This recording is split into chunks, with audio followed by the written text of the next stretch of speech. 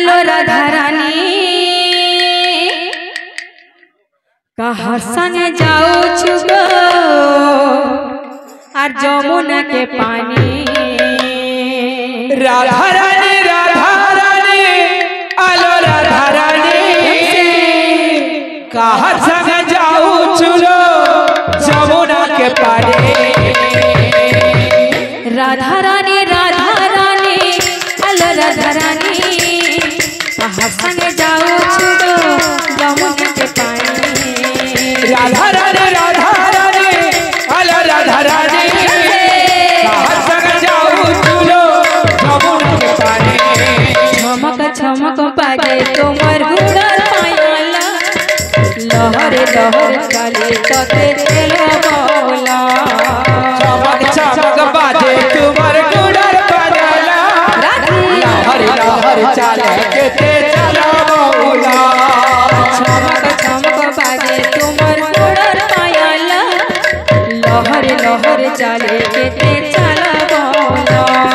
चमक चमक बाजे तुम्हार गुड़र पायला लहर लहर चले के चलो बोला। हंसी हंसी रे कैसे कथा मोर सजनी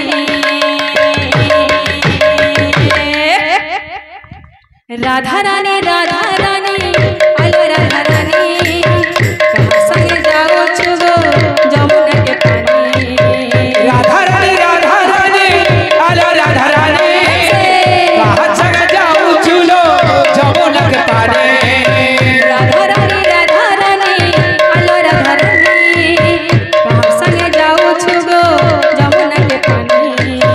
राधा रानी आलो राधा रानी कहाँ संगे जाओ छुगो जमुना के पानी। चमक चमक बाजे तुम्हार गुड़र पायला लहर लहर चले के ते चला बोला। चमक चमक बाजे तुम्हार गुड़र पायला लहर लहर चले के ते चला बोला। चमक चमक बाजे तुम्हार गुड़र पायला लहर लहर चले के ते चला बोला। चमक चमक बाजे तुम्हार गुड़र पायला लहर लहर चले के ते चला बोला। हंसी हंसी रे कैसी कथा मोर सजनी बोल बोल बोल ला ला ला ला ला ला ला ला ला ला ला ला ला ला ला ला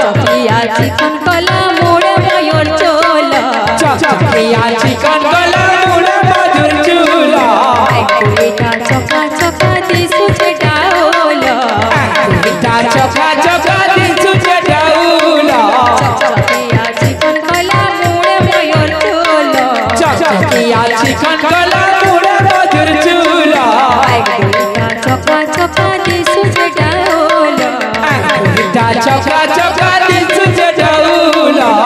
कानूर चढ़ा मरा के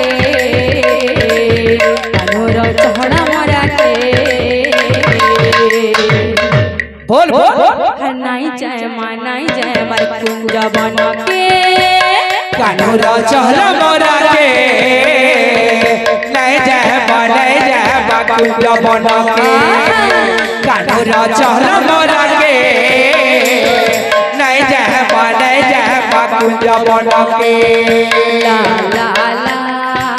ला ला ला ला ला ला ला ला ला ला ला